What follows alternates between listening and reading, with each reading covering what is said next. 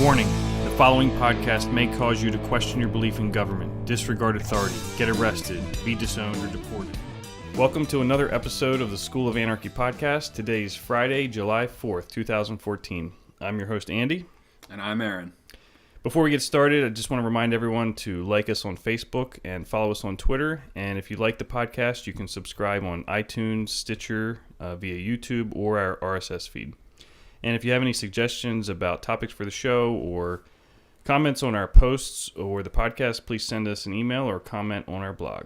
This is the History of July 4th edition of the podcast, wherein we do a rundown of events that happened in the last 1,000 years on July 4th. You know, all the important things in history. And this episode... Because all the important things... happened on July 4th. And this episode is brought to you by Sam Adams Rebel IPA, which I just happened to see while I was browsing for beer earlier. And it has a nice red label, says Rebel on it, so I had to get it. And it's a West Coast style IPA. And it is delicious. And it's brewed for the revolution. So you know it's good. So Sam Adams doesn't officially sponsor us, but if they would like to and they're listening to this podcast, they're welcome to send us a note, and we'd be happy to plug all of their beers on every podcast. It does mention on the bottle that they love the West Coast style because of the big citrus and grapefruit flavors and subtle pine notes. It is, as they say, a flavorful, refreshing beer. It is, actually. The 5 hops do give it a nice flavor, but you can also taste the malt. Yeah, right up front. I like that. Yep. It's very good. Brewed for the revolution, which we'll talk about later. All right, I'm going to let Aaron start on this because the first event we have is one of his favorite topics. So, in 993, I know that doesn't even have a 1 at the end or a 2, I should say at the beginning, but... 2993? It did happen. No, 993. Ulrich of Augsburg was canonized as a saint. No, that's canonized. That's the technical term for being shot out of a cannon, correct? No, that's what happens when the church apparently says somebody's a saint. Oh. Now, of course, for, I don't know, millennia before this. Well, not millennia. Almost a millennia before this. 993 years? Approximately. The people had been... using popular acclaim to name people as saints. For some reason, I know it sounds strange, but for some reason the Roman Catholic Church felt the need to start canonizing them themselves. Perhaps they were just trying to organize things. Sort of like the state. Weird. What's really weird about this is he also died 20 years earlier on July 4th, 973. It's said that he asked them to spread ashes on the ground in the form of a cross. He laid down on them, and as they began some of the services in the monastery that he was living in, he laid down on it and died. It's the strangest thing, and I don't believe it. I don't believe it. It would be really cool if it was, but I can't imagine it being that clean. I was actually more impressed that you did enough research to find that little detail. Yeah, well, I like to be prepared for our podcast. Yeah, sure you do. All right, next up is 11... This is your favorite one on the list, It might be. 1187. This is during the Crusades, the Battle of Hattin, or Hattin, maybe. Saladin defeats Guy of Lusignan. There you go. King Guy of Losing Guy. Losing Guy? Yeah. The lead up to this battle is what's depicted in the movie Kingdom of Heaven with Orlando Bloom and a lot of other people in that. It's a good movie, actually. What I like about that movie is that they don't depict Saladin and the Muslims as these, horrible, awful, ridiculous. There's no way these people should have been doing this. Yeah. So Hattin falls, and the fall of Jerusalem prompted the Third Crusade, which was then financed in England and France by a special Saladin tithe. Tithe sounds similar to, I don't know, like a tax maybe? No. I'm sure it was voluntary. It's odd. Do you think the Roman Catholic Church... Wait. You're not saying that the Roman Catholic Church collected taxes from people. No, tithes. You're also you wouldn't be implying by that they were like a world power and not an actual religion. I would just say that I'm sure it was voluntary and there was no coercion involved. The next best part of this, I'm terrible, is that news of the defeat supposedly killed Pope Urban III. Which Urban, that's an awesome name for a pope. It is a good name for a pope. What's strange is after that happened, of course, Pope Gregory, as you mentioned already, proclaimed the Third Crusade, and it all went to hell in a handbasket with Richard the Lionheart and a couple other guys. He was a good guy, right? Yeah, Richard. Yeah, that Richard guy. As much as you want to believe at the end of Robin Hood movies, when Richard he was comes played by back, Sean Connery, so he must be a good guy, right? When Richard comes back and he's all wonderful and lovely to the English people once he gets back, marrying Robin Hood and his wonderful lady. What, me? No, I wasn't away murdering people in a foreign land. I now pronounce you man and wife. And no, I'm not about to do the same thing here. That's right. Where's my tithe? Exactly. Now you're going to pay the I defeated Saladin. I didn't die on the battlefield tax. Yeah, exactly. Well, we're going to skip way ahead, actually. We're going to skip a few hundred years ahead. Yes, almost 400 years later, in 1534, Christian III was elected King of Denmark and Norway. And it happened in the town of Rye, which is significant because I participated in a wedding in Rye, New Hampshire. My question was, how does one get elected king? You know what? I recited a prayer by Soren Kierkegaard at that wedding, which was makes it about this even electing more, kings? It makes it even more propitious. Yeah, Who knew that another 500 years later? So what's strange is, like you said, how do you get elected king? So apparently the nobles in Denmark at the time got together and elected the king. What's funny is is that considered democracy? I guess it's like an early form of. Well, they voted, so. Well, right, but I mean, you would call it a plutocracy, right? Before you'd call it a. What's that mean? I don't understand that. It's kind of like what we have here, but we call democracy. Oh, Where the elites and the moneyed people get to decide everything. They decide who gets elected king. Essentially, pretty much. Yeah, that's accurate. Yes. So let's talk about some more important things about Christian III, like the fact that I didn't actually put this in here, but he was described as being reluctant to become king. But what's funny is he turned right around and implemented the Reformation and started a civil war. It's like, guys, I'm honored. I really don't want to be king. But hey, by the way, I have this list of 37 things I'd like to do. Yeah. And since none of the people are behind me, I'm going to bring in a whole ton of German mercenaries to enforce the Reformation. That's normal, right? Yeah, totally. It's so funny when we think about the transition and the Reformation, and we think, oh, this is all a good thing. As Reformed Christians ourselves, yeah.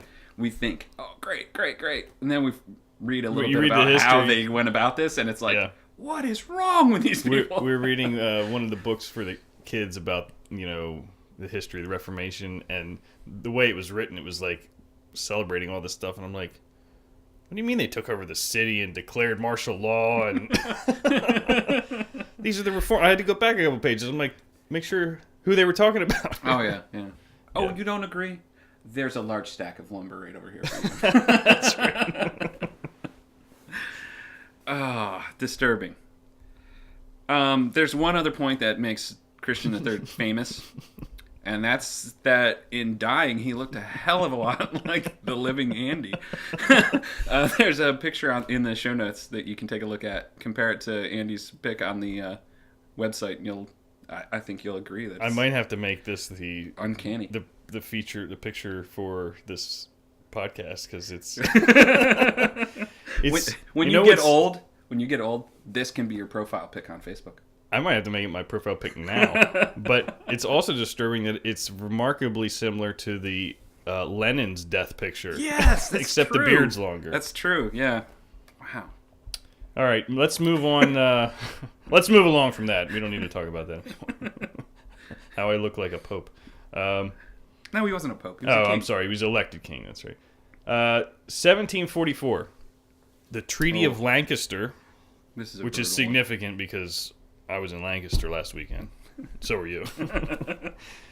In which the Iroquois cede lands between the Allegheny Mountains and the Ohio River to the British colonies. That was signed July 4th, 1744. Not that that's actually what the Indians thought they were agreeing to. I'm sure the contract was clearly written. And I'm sure, as you noted here, that the British colonies said, we will not settle past the Allegheny Mountains. Yeah, there's everything no way. west of there, There's that's no all way. yours, guys. No. We're good. Forget it. Oh. Well, you do understand, dear Indians, that the colony of Virginia extends to the Ohio Valley and probably all the way to the Pacific. Maybe the Pacific. Oh, and also, by the way, a couple years from now, we're going to make you guys walk there. To the end of the boundary. But we'll give you blankets infested with smallpox. Yeah. You got that going for you, at least. I feel so bad for the Indians, right? I mean, this was just to put legitimacy to what they were going to do. The contract? Yeah. Or the treaty, whatever it's called. Yeah, it was. They knew what was happening. I mean, the next one actually tells us a lot about it. How come it was 200, I think the treaties were like 100 pounds of gold, 200 pounds of gold. The next one really lets you know how much they cared about the Indians. Go ahead. 1803, July 4th again. The Louisiana Purchase is announced to the American people. I love what you wrote here as a comment. Hey, guys, we bought a continent. Which they paid a ton of money for. Yes. Although it's only like, in today's dollars, I think it was 42 cents an acre that they paid. And if I could find land for 42 cents an acre. However, they paid the Indians like not even a cent an acre when you look at the numbers. 200 pounds of gold. This Sad. one ought to disabuse anyone of the idea of any of the quote-unquote founding fathers being libertarian or, Tea Partier, so to speak, or whatever. And your note here kind of brings it forward. Go ahead. Yeah, Jefferson is said to have disliked the idea of purchasing Louisiana from France, as it could imply that France had a right to be in Louisiana. Kind of like, how we magically... we won't get into that. We don't have that time seems for crazy. that today. He also had concerns that a U.S. president didn't have the constitutional authority to make such a deal. He also thought that to do so would erode states' rights by increasing federal executive power. On both parts, he was correct. He was correct, but that didn't sway him away from... However, he was very aware of the potential. Let's keep... Philip K. Dick, where are you? The potential. Threat that France could be in the region, and was prepared to go to war to prevent a strong French presence. We got to fight the French over there so we don't have to fight them here. Yeah, it sounds eerily familiar. Very familiar. Yeah. Well, and not only that, we're punishing them for crimes they haven't committed, right? Well, that's, if you want security, you have to have that kind of...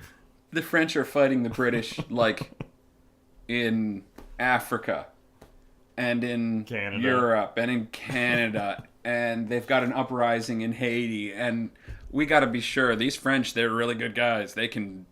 Of course, Jefferson loved the French, so maybe he really did think that they could pull all this off. Like they were the prequel to the Nazis or something? Like they were going to dominate the world? Well, that's Napoleon's plan, right? Yeah. And an empire in France and an empire in North America. Oops. And a lot of more of the history was there that I didn't pull out because it seemed like it was just too much. We could do a whole show just on this. But yeah, I mean, the Spanish owned it like 5 minutes before. You would think Jefferson, well educated as he was, would have been able to understand the history of empires and seen that it wouldn't matter, right? Yeah. There's no way the French could control an entire continent over here and all the other colonies they have. How could you not look at Rome, the Germanic empires, the Spanish Empire? How could you not look at all this happening and not see that?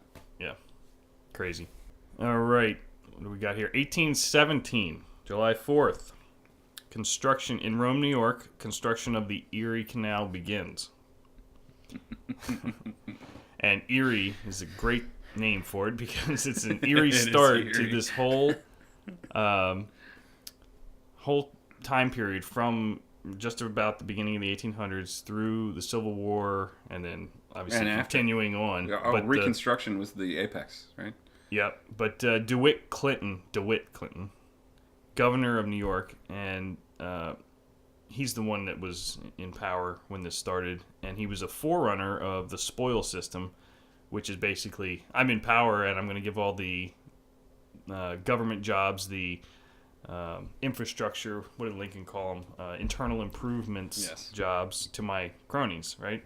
That doesn't happen today. It doesn't happen today at all. They killed that years ago, so we have laws against that now. But that's what Lincoln picked up later, and that's why we had all the, canal building and railroad construction and, everything under the sun that was totally useless at the time, right? And The only thing that we got out of those projects were a few good songs. that's right. I mean, it's really that sad. That's, Well, that's and exactly it even what they were continued right after, or during the Depression, right, with the CCC and all Exactly. that stuff. It's Yeah. the same thing. Yep. So 150 years or so. Make work. Make work. Make Yeah. work to make money. Make work to make me money as the governor and you as my buddy who will get me elected again, right? Exactly. What I like is they called it Clinton's ditch. Well, what's great is back then, apparently they could say things like that and it wasn't a big deal. Until the Civil War, when Lincoln... Oh, wait. He freed the slaves. Well, yeah, when he freed the slaves and put other people in prison because they didn't like what he was doing. That's right. It's odd. Well, there was a war on those, so we had to do those things. I'll let you take this next one. Back to my boy Tommy. In 1826, Tommy Thomas boy? Jefferson, Tommy boy, third president of the United States, in case you didn't know, dies the same day as John Adams, the second president of the United States, on the 50th anniversary of the adoption of the United States Declaration of Independence. My theory is that the chief cause was definitely depression. They saw exactly where this was headed. I could go with you on Jefferson, but Adams loved the state. Oh my goodness. So, he was probably in Yeah, all his that's glory true. when he died, It's true. you know? Yeah, it's too bad John wasn't more like Sam. Yes. Yep. Should have just stuck to brewing beer. All right. 1 year later, 1827, slavery is abolished in New York State. Yay. This is good. This is very good. And what's interesting is we know the whole history from then on, right through the 1860s, the War of Northern Aggression, which had nothing to do with slavery, but Well, very little to do with okay, slavery. thank you. Initially, nothing to do with slavery. But the really interesting part is just 6 years later, in 1833, is when the British Empire got rid of slavery in all of its colonies peacefully. No war, no killing of 1 million people, and the destruction of a whole half of a continent. Yes. So, and how is it that New York could do it? Right? Yeah. Well, it's again, I found out something the other day that I had not known at all. And in the British Empire, they actually gave some compensation for the loss of slaves. Yes. Which, hello. Well, if you just take all the money that was spent on the Civil War, right, just to feed and clothe and If you take a armor. fraction of the money that was spent on the Civil War Yeah. and the railroads. Yep, absolutely. Yeah, it definitely could have been done Yes. peacefully. Certainly. I don't want to talk about the next one. Do we have to talk I about put it? the next one in here just for Aaron because I knew it would get him irritated. and actually, he has the most notes about this one. I do. It's yeah. This one might. Yeah. All right. It's 1855, a couple years before the Civil War, and you have nothing better to do. So you write a book called Leaves of Grass, and you publish it in Brooklyn. And then you spend the rest of your life as an arrogant jerk. I'm trying to be kind with my words. Rewriting the same stinking book of poetry. And what disturbs me is this is acclaimed as some great furthering of transcendental thought. Baloney. It's like the awkward Oh, you're really shadow. self-censoring today. I really am. Believe it or not. It's not some great transcendentalist work of art anyway. It's not furthering Instead, he exalts nature. Great, transcendental, wonderful. Shares a sense of the individual importance. Also transcendental. However, then he just drops the ball. It's just like, okay, now what do I do with this? Well, let's write some sex poems. It's really disturbing. I mean, he lacks any sort of... The reason that this is so popular today is because we're all focused on ourselves. And this is exactly what Whitman did. Well, and because it was all about Walt. The whole thing. We're told to like Walt Whitman's poetry. Right. Well, that's why, though. The idea that if you focus on yourself in your own life and you don't worry about anything outside of it, your eyes will never be open to what's really going on. And that's what they want. And that's what he gave them. This is I'm all right. I don't need any affirmation outside of, Yeah, well, I don't need any guidelines either. Or guidelines. Right. Yeah. This is life is whatever I make it. There's individualism, and then there's wingnut individualism, right? He's a relativist. Yes. Right? That's sure. All it is. Yep. That's all transcendentalism is. Largely, yes. Yeah. Agreed. However, transcendentalism, there was a point to what they were doing. For him, it's... The only point is to justify his own actions. I think he was probably just trying to make some money. Well, it's the same thing, right? So then there's this... And this is why I knew it would get you. There's this poem in there, and it's called "Oh Captain, My Captain." But it should have been called "I Love Abraham Lincoln." You call him Babraham? I do, because I heard it somewhere, and I thought it was the funniest thing ever. So that's what I call him now, because why not? It just shows how much respect I think we should have for him. He's a non-entity in my book. Yeah. He has a giant crush on him. And actually, as he rewrote this, when it came to the fourth and final edition of Leaves of Grass, he included his elegy, or as I put in the show notes, his vapid elegy. When lilacs last in the doorway bloomed. I tried again last night to read. Couldn't do it? I couldn't do it. I read probably half of it. And when you compare it to the poetry that was being written at the time, it's like children wrote this. Actually, I think my children write better poetry. It's very possible. It's very possible. It's well, here's an example. This is his poem entitled America. Center of equal daughters, equal sons, all alike endeared, grown, ungrown, young or old, strong, ample, fair, enduring, capable, rich, perennial with earth, with freedom, law, and love. A grand, sane, towering, seated mother, chaired in the adamant of time. Beautiful. I tried to read it with some flair, and it's crap. It's utter crap. I'm going to string a whole bunch of adjectives together, and then I'm going to capitalize some words to make them seem important. Did he use the Oxford? He didn't use the Oxford comma either, so... I don't understand how anyone can think that... Even at that time, 1855... A grand, why anybody thought it was sane, good then? Yeah. towering, seated mother, chaired in the adamant of time. So essentially you're saying, I'm Roman and I believe in Rome. We're all Romans now. Yeah, exactly. And I will say, at the time, the critical reception was, this guy's a moron. These are just sex poems. In fact, a lot of people tried to ban it, which I don't agree with banning any book. However... A lot of people tried to ban it on artistic on artistic merit, but also because it's like the rest of the poems are all sex poems. I mean, you go into any decent poetry class, they're going to tell you, the first thing they're going to tell you is, let's try not to write any sex poems. This guy, he's a freaking joke. And I'm being extremely calm. We should have podcasted last night. It would not have been pretty at all. I knew I could get you with that one. You're welcome.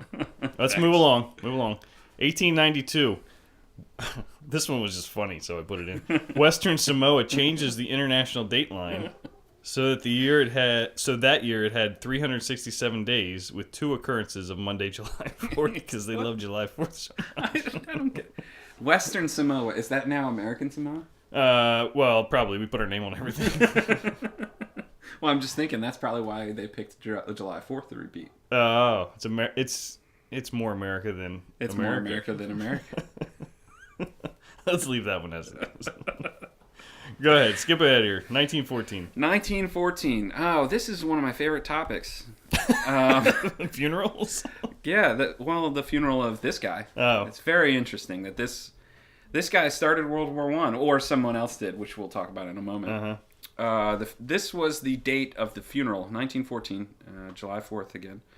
The funeral of Archduke Franz Ferdinand and his wife Sophie. Takes place in Vienna 6 days after their assassinations in Sarajevo. There's a not so great post on our blog about the band Franz Ferdinand, and you should read that. It talks a little bit about the history of the event and the song itself, which sounds like he's in a bar picking somebody up, is really about the last moments between these two people. And this is what is the original shot heard around the world before Bobby Thompson hit a home run, because those are very similar things. Yes, assassinations in baseball. This was the shot heard around the world that supposedly really was the kick in the pants to get World War I going. My apologies. However, as the anniversary of the assassination came around recently, the guys on Mises, I forget who did it. Did you pull up the... Yeah, Mark Thornton did it. Yeah, Mark Thornton wrote an article about how it may have been Carl Menger that caused all this by pretty much admitting that somebody was terrible and not a good student. It's either that or else he committed suicide over the fact that he was in a relationship with a young lady and his father told him to knock that off. One of those two things, either Carl Menger telling him he was a moron or acknowledging that he was a moron for his behaviors. Just the fact that you can link Carl Menger to the beginning of World War I is pretty funny. It's disturbing. All right, as we said before we started recording, it starts to get really dark right around the beginning of the 20th century, right? Yes. We got the assassination of Ferdinand, the World War I. 1918, July 4th, the Bolsheviks kill Tsar Nicholas II of Russia and his whole family. I wonder if we should start calling July 4th July Day. July like May Day. Oh, like Red Day. Like yeah, exactly. I mean... all these good things happened on it. I don't know what you're talking about. Isn't that what they're celebrating? They're celebrating this on May Day, right? The Bolsheviks murdering people? Right, yeah. That was, 3 years earlier or something, I believe? Yep. They caused him to step down, I think, 3 years earlier. Yeah, well, but that wasn't good enough. You got to murder the guy, right? Yeah, well, what was it? Lenin said, well, we don't want to give him a figurehead. He'd rather deal with a martyr than a... Exactly. Yeah. Well, that's why he killed his whole family. If you kill enough people. That's right. Yeah. I guess the whole martyr thing goes out the window. I didn't add any notes to this, because this one's just sad. It's just sad, and it speaks for itself, really. Yeah, it really does. All right, 1934. Oh. Again, good news. Leo Szilard patents the chain reaction design for the atomic bomb. Now, as everyone knows, this has been a boon to humanity. Yes, everyone ever since is benefiting from this patent on the atomic bomb. Yep. How do you... just... I always think when people talk, they're opposed to... I'll put libertarian in air quotes, but anarchism, right? Is people might have atom bombs, and people might have tanks, anyone could drones, own and anyone tank. can own those things. I mean, like, the only people that have ever used these are the government. Yes, exactly.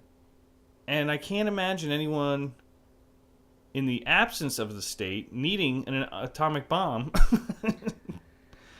What good does that do? How and where and why and when does the title weapons designer become a necessary thing without the government? Right. The cutting edge of weapons design would be, we've invented a better gun for shooting deer. That's right. There's no Manhattan projects in the free market. No, why would there be? Yeah. You're destroying markets, not embracing them and making money off of them. Well, this combines two of my favorite things, warfare and intellectual property, so I had to put it in. Yeah, as soon as I saw it, What kind of a jerk patents, He patents the like atom this? bomb. Yeah, I mean, my word. All right, go ahead. 1939, July 4th. Lou Gehrig, who has been recently diagnosed with ALS, he informs the crowd at Yankee Stadium that he considered himself the luckiest man on the face of the earth and announces his retirement. This is sad, too. I mean, it's awesome because how do you say something like that? I've got this debilitating disease. At the time, they didn't know They didn't anything. know anything about it, yeah. He just knew that he was wasting away. Yep. And he was losing control. How do you get up in front of all those people and say that? It's just that epic moment where you're like, wow. Yeah, in some sense, it's weird that it's called Lou Gehrig's disease because it's kind of like, hey, I got Lou's disease here, but Yeah. but with the quote, it kind of it's more of an homage, right? To his quote here. So yeah, may you face this in the same way that he faced it. Yeah, it would be a great thing. And they actually a couple years ago, a bunch of letters were released that he had written to various doctors and friends, and it really went through how much he struggled. His public face was always, I'm so happy, blah, blah, blah, blah. I'm glad I get to spend more time with my family. But he really struggled through doubt and all kinds of uncertainty because, again, they just had no clue. Yeah, when there's a disease that nobody has. Yeah, it's so sad for him to have been, for a disease like this where you're so with it. Yeah. Yeah. To see yourself with. Yeah, you know what's happening.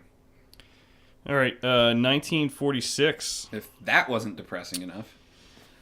I'm going to take issue with how this one's phrased, but after 381 years of near continuous colonial rule by various powers, the Philippines attains full independence from the United States. I'm not actually sure that's true, but we can at least celebrate the idea of attaining independence after 380 years. Well, and what's another funny part about it is, why does no one mention the, 1600 or so years before that, where they lived probably in relative peace? Right. We were fine. Thanks, guys. Yeah, we grew our crops, Occasionally we'd raid each other, but, Yeah. Well, and the next one goes along with it, right? Yes. And so maybe in some way we could celebrate these 2 years. Yeah, these are good things. 1947, the Indian Independence Bill is presented before the British House of Commons, proposing the independence of the provinces of British India into two sovereign countries, India and Pakistan. Now, we can obviously get on board with the independence part, but I left a little comment here. It said, hey, on your way out the door, could you F everything up? And they did. Because that's what they did. That's exactly what they did. So it wasn't enough to just leave the country and just let them be, right? We have to draw a line down the middle. You guys on this side, you guys on that side. Right. And we know what happens, right? The partition day. Today it's still a contested area. That was just a precursor to what we would see, right? Partition day, people, they leave on trains from both sides going to the other side of the line and they end up dead. Yeah. Right? Yep. And yeah, we continue to see it today because India was not one country before the British got there, right? It was like 100 and some countries. Exactly. And they, forced it together and ruled over it. And then when they left it in that awful state. So anytime you look at the map and you think about how large any country is, yeah, you can pretty much be assured that's a bad idea. What did I read something recently about? We should aspire to be like Andorra and Monaco. Yes. And, all these tiny little... Oh. Isle of Man. Yeah, Isle of Man. Venice. Venice, yeah. Yeah, right. Yeah, exactly. All right, we're gonna end here with one of Aaron's favorite topics. It's a little known fact, and we're gonna share here on the podcast for the first time. Aaron actually used to be a particle physicist. Well, you got to do something in your spare in his time. spare time. All right, 2 years ago today, in 2012, is supposedly, I'm gonna prepend that there, the discovery of particles consistent with the Higgs boson at the Large Hadron Collider at CERN. The quote-unquote God particle. Now, if you this is just the headline on Wikipedia, right? This is the event that happened. But if you actually read about this, that's not true. Right. No one discovered any particles. They That's discovered not true. They discovered they had some data points, something that may or may not be consistent with a hypothesis of a particle called a Higgs boson. which may or may not have been confirmed at all. That's right. But it's very exciting. Everyone's very excited. It is. There's actually a pretty good video. It's a very well done video. It is. And because of the language the guy uses in the video, I actually really like the video because, as Andy and I were discussing earlier, he constantly says, maybe, kind of, probably, possibly, maybe, again. At one point, he says the word magic. Yes. And then something else that's really like almost akin to religion, which is what this is. Yes. Right? It's scientism. The whole point, it's scientism, yeah. It's the scientific religion. Yes. The whole point of this is to disprove the existence of God, and they will believe anything in order to do that. Yes, well, right. Anything that makes me able to not confront the idea that I should have some sort of moral responsibility. Yep. It's a good thing. Yep. To these people. And I do think some of them actually think they are furthering a human understanding. And for that, those few, and for the amount of time they spend actually trying to do that, great. Yeah. If it was purely to understand how things work, right, we'd be all behind it. And all the scientists say, "Oh, we hate that they call it the God particle," right? But deep down they're like, "That's exactly why we're here." Why would they call it the God particle? It's not like somebody in the media had an understanding of what was going on. Right. They were being told this. Somebody was hanging out in a lab and heard it said. Yep. And it got out. And then they're like, no, that's not what we we would meant. never No, call it something no. like that. Baloney. I'll link to the video because it is good. It Yeah, has it's very illustration with it, and it's pretty funny actually. Especially from a Christian worldview, if you watch this thing, and because the guy's at CERN and he's obviously like drawn on a napkin in the cafeteria to somebody else. Like, really? Yeah. I'm gonna end with, and you probably haven't had a chance to read this one yet, but Gary North has a post. I think it was on Lou Rockwell the other day. He wrote it last week, I think. But it's titled "Why There Will Be No Revolution," and it's actually really, really good. And a lot of things that you and I have been saying, like when we commented on the American Revolution during our Anarchy podcast, and the idea that the change will not come through a revolution, right? We're not going to have an anarchist revolution or a libertarian revolution and change anything. And he's got a couple really good one-liners in here, but I'll just leave it at that. It's well worth your time to read. It's not very long, but the point is, we change this whole state thing by seceding from it and having nothing to do with it, not by trying to take it over and reform it, right? He makes good points. The bit of it I have been able to read, he makes good points about what we're talking. Well, actually, I think it was in the thick and thin libertarianism that we were talking about.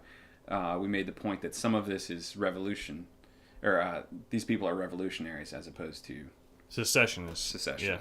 And I think he's absolutely right. And if we did it through a revolution, maybe it would have the same effect. I mentioned in a post the other day, Emma Goldman was talking about violence in revolution and how essentially if that's what you're founded on, that's all you'll get. It's going to repeat. Yep. Yeah. And I think he does a great job of really pointing out. All revolution does is consolidate power, and it's just a matter of who is going to be the one controlling that, right? Exactly. We want slow change in a way. Of course, we want everything done now. Yeah. But yeah, if you look it's at better done slow. It's better done slow. Yep. All right, that's our show for today. We'll be back when we're back. Yeah, that was the light at the end of the tunnel. There you go. All right, everyone enjoy your weekend, and we will talk to you again soon.